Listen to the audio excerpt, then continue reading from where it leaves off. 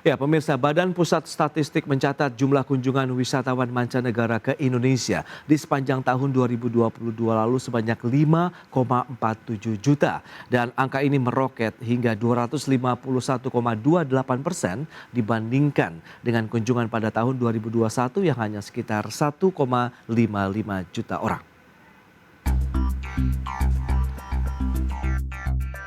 Badan Pusat Statistik atau BPS mencatat jumlah kunjungan wisatawan mancanegara atau Wisman ke Indonesia sepanjang tahun 2022 sebanyak 5,47 juta. Angka ini naik sebesar 251,28% dibandingkan dengan kunjungan pada 2021 yang hanya 1,55 juta. Kepala BPS Margo Yuwono mengatakan jumlah kunjungan tersebut tercatat melebihi dari target yang ditetapkan Kementerian Pariwisata dan Ekonomi Kreatif. Adapun target kunjungan Wisman tahun 2022 ditetapkan sebanyak 3,6 juta turis. Bapak Ibu sekalian, mudah dipahami ya, karena Desember yang lalu itu adalah ada liburan Nataru, Natal Tahun Baru, dan berbagai event di Bali dan juga di tempat lain ya, ini mendorong kenaikan Wisman di bulan Desember ini cukup tinggi, baik secara bulanan maupun secara tahunan ya, yang bulanannya naik 36,19%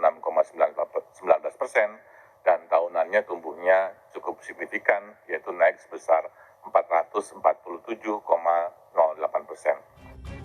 Margo menambahkan tingginya kunjungan Wisman di sepanjang tahun 2022 menunjukkan kondisi yang lebih baik meskipun masih dalam suasana pandemi COVID-19. Tingginya kunjungan turis ke Indonesia juga tidak terlepas dari berbagai kegiatan tingkat internasional yang ada di Indonesia seperti MotoGP di Mandalika dan konferensi tingkat tinggi atau KTT G20 di tahun 2022. Dari Jakarta, Tim Liputan IDX Channel. Ya, pemirsa, untuk membahas tema kita hari ini terkait dengan kunjungan wisatawan mancanegara yang mengalami kenaikan hingga 250%. Kita sudah tersambung melalui Zoom bersama dengan Ibu Indah Yustikarini. Beliau adalah Kepala Bidang Pemasaran Pariwisata, Dinas Pariwisata Provinsi Bali. Selamat pagi, Ibu Indah. Selamat pagi, Mas Pras. Apa kabar? Alhamdulillah sehat, salam sehat juga Ibu Indah. Terima kasih atas waktunya. Ini data yang sudah disampaikan BPS yang membuat senyuman banyak orang yang berkecimpung di industri pariwisata di Indonesia dan juga Bali tentunya ya Ibu Indah. Kita akan review dulu Bu, bagaimana kondisi dunia pariwisata secara umum begitu di Bali hingga saat ini. Ya, jadi secara umum kondisi pariwisata di Bali memang sudah mulai pulih sejak tahun 2022 seperti itu ya Mas Pras. Saya bisa sampaikan data dari Badan Pusat Statistik untuk tahun 2022 jumlah rata-rata wisatawan mancanegara yang berkunjung ke Bali itu dari Januari sampai Desember totalnya itu kurang lebih 5.906 atau kita bulatkan sedikit ke atas jadi rata-rata 6.000 wisman per hari. Dan kemudian untuk tingkat hunian kamar atau hotel occupancy rate-nya itu untuk bila dibandingkan dengan 2021 untuk yang bintang itu 2021 hotel bintang occupancy rate-nya hanya 13%, dan non bintangnya 6,25% tahun 2021, tetapi tahun 2022 sudah menunjukkan kenaikan yang cukup signifikan, yaitu untuk hotel berbintang atau classified hotel itu sebanyak 35,34%, sedangkan untuk non bintangnya 16,71%. Jadi memang secara umum ya Mas Pras, tahun 2022 bisa dikatakan sebagai tahun kebangkitan atau pemulihan kembali sektor pariwisata dan ekonomi di Pulau Bali ini. Oke, berarti memang kalau kita lihat dengan jumlah kunjungan wisatawan mancanegara yang ke Indonesia juga bahkan sampai ratusan persen kenaikannya dan salah satu kontributornya berarti memang ada di Bali dengan kenaikan yang juga luar biasa. 6.000 wisatawan mancanegara yang datang ke Bali. Nah, faktor-faktor lain apa yang bisa menjadi trigger sih kalau Anda bisa sampaikan Bu Indah terkait dengan bangkitnya dari industri pariwisata di Bali? Mengingatkan pada saat pandemi itu sangat terpuruk sekali kemudian langsung berbalik arah ini Bu Indah. Silakan. Ya, jadi faktor-faktor yang mendorong pemulihan industri pariwisata di Bali, tentu kita mulai dari penyiapan kesehatan masyarakat Bali dulu. Oke. Karena kan semuanya berawal dari COVID-19, kan seperti itu ya Mas Pras. Jadi pemerintah, kami banyak sekali dibantu oleh pemerintah pusat untuk progres vaksinasi di Pulau Bali ini. Tidak hanya masyarakat, tidak hanya tenaga kesehatan, tetapi yang diprioritaskan itu saat itu adalah SDM pariwisata, seperti itu. Dan kemudian di Bali juga telah ditetapkan atau dilakukan sertifikasi CHSE, Cleanliness, Health, Safety and Environment, untuk berbagai fasilitas pariwisata seperti hotel, restoran, dan daya tarik wisata. Jadi itu menjadi semacam modal utama supaya bisa mendapatkan trust atau kepercayaan dari calon wisatawan mancanegara dan juga wisatawan Nusantara pastinya. Dan kemudian sejalan dengan melandainya COVID-19 atau semakin terkendalinya kasus COVID-19, maka kemudian berbagai aturan perlintasan internasional juga menjadi semakin mudah. Seperti itu kan Mas Pras? Jadi misalnya tidak ada tes PCR, tidak ada kewajiban untuk menunjukkan asuransi kesehatan, dan kemudian ada penghapusan kewajiban karantina. Jadi sebelumnya kan biayanya sangat mahal ya kalau orang ingin melakukan international traveling itu karena ada karantina segala, tetapi dengan melandainya kasus COVID ini segala hal yang ribet menjadi semakin mudah. Selain itu kami juga melihat bahwa regulasi keimigrasian juga memudahkan calon wisman yang ingin ke Bali. Misalnya pemberian bebas visa untuk 9 negara ASEAN, dan kemudian saat ini ada pemberian visa on arrival bagi 86 negara, termasuk berbagai penerbangan langsung yang sudah beroperasi ke Bali melalui Bandara Ngurah Rai, seperti misalnya meliputi 14 negara, 21 kota, dan sudah ada 29 maskapai yang terbang ke Bali. Hal-hal seperti itulah Mas Pras yang mendorong pemulihan dan bangkitnya industri pariwisata di Bali. Ya, memang kalau kita bicara direct flight ini menjadi salah satu keunggulan ya bagi wisatawan mancanegara yang langsung menuju ke Bali yang menjadi tujuan wisata begitu pribadi, keluarga maupun dengan kolega mereka. Tapi kalau boleh tahu berapa sih Bu jumlah wisatawan mancanegara yang berkunjung di Bali begitu di sepanjang tahun lalu, dan juga bagaimana dengan dominasinya, bagaimana juga dengan wisatawan yang domestiknya? Silakan. Ya, jadi untuk tahun lalu, tahun 2022, jumlah total kunjungan wisatawan mancanegara itu adalah sebanyak 2.155.747 orang. Sedangkan untuk wisatawan Nusantara itu tentu lebih banyak lagi dan sangat membantu. Jadi jumlahnya adalah 8.052.974 orang. Dan ini sangat berarti yang wisman sejumlah 2 juta sekian itu ya Mas Pras, karena untuk tahun 2021 jumlah wisman hanya 51 menurut data BPS yang datang ke Bali. Oke. Banyak sekali. Iya. Ya, peningkatannya sampai 250 lebih ya. Iya, oke. Baik. Nah, kalau kita lihat dengan kondisi seperti ini, strategi dan upaya-upaya keras apa saja yang sudah disiapkan sehingga tadi mampu bisa mengatasi pandeminya sendiri di Bali dan sekitarnya, kemudian bisa meningkatkan lagi nih minat wisatawan mancanegara maupun Nusantara. Mengingat juga Bali saat ini pun masih menjadi primadona nih tujuan wisata, Bu. Ya, jadi seperti yang sudah saya sampaikan tadi, strategi atau kerja keras pemerintah Provinsi Bali tentu juga dilakukan dengan kerjasama dari berbagai sektor ya, termasuk juga militer, kemudian stakeholder pariwisata, para pengusaha swasta itu mempercepat pelaksanaan progres vaksin di Bali, Iya, vaksin. kemudian menerapkan verifikasi CHSE.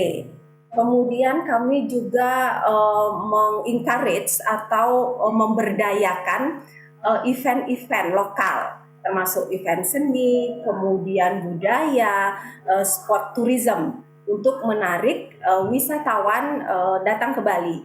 Jadi mereka datang ke Bali tidak saja melihat berbagai pemandangan yang indah, tetapi juga mereka bisa menyaksikan langsung berbagai event budaya ataupun mendapatkan pengalaman dari sport tourism yang diadakan di Bali.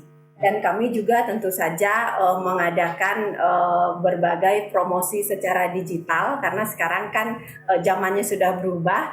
Jadi promosi secara digital juga kami lakukan supaya branding Bali itu tetap ada di dalam benak para wisatawan. Betul. Nah, bagaimana dengan langkah berikutnya menatap tahun 2023? Ya, kita akan bahas nanti di segmen berikutnya. Tahan dulu jawaban Anda sebentar, Bu. Baik pemirsa, kami masih akan segera kembali usai jeda yang satu ini.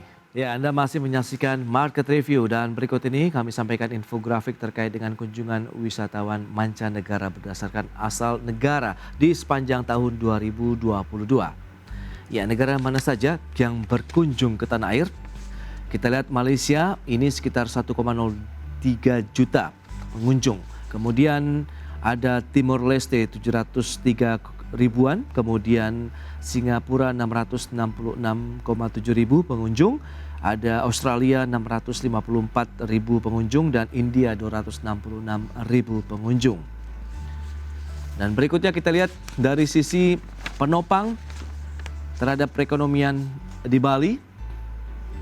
Ini pertumbuhan ekonomi Indonesia di Bali maksud saya tahun 2020 sekitar minus ya, bahkan karena pandemi begitu 9,31%, kemudian 2021 minus 2,47%, baru di tahun 2022 pertumbuhannya sudah positif kembali menjadi 4,84%.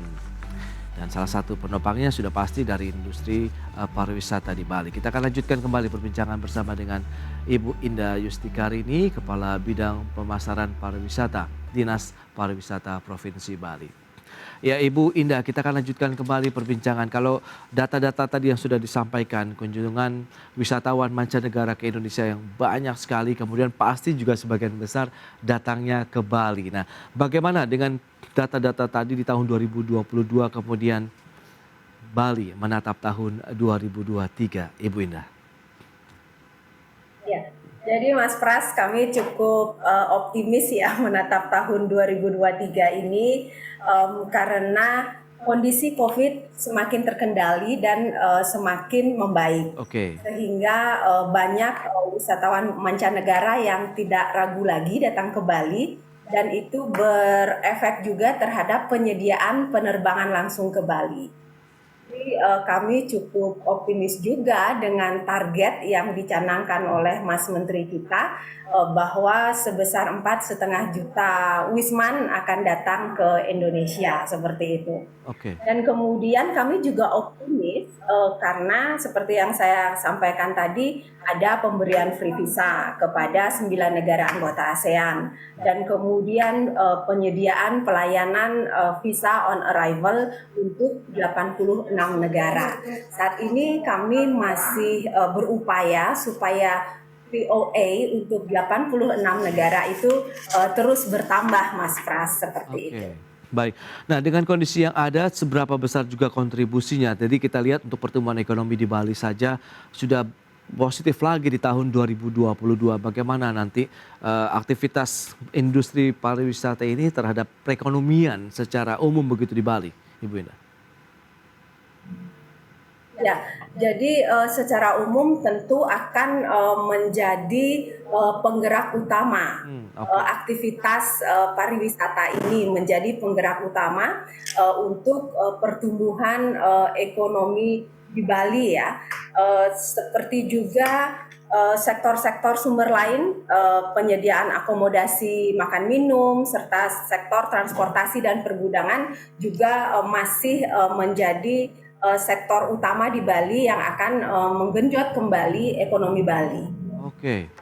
Nah, dengan kondisi yang ada tadi akomodasi makanan, minuman, kemudian transportasi dan pergudangan, kesiapan apa saja yang sudah dilakukan oleh teman-teman di Provinsi Bali untuk melihat bagaimana nanti berarti akan banyak lagi turis baik yang mancanegara maupun wisatawan Nusantara begitu yang berkunjung ke sana. Karena tadi makanan dan minuman juga harus tersedia. Tentu dengan tadi CHSE tadi yang juga menjadi dasar ataupun fondasinya, lantas bagaimana dengan transportasinya sendiri? Apakah justru nanti akan ada kemacetan baru di sana atau bagaimana? Silakan.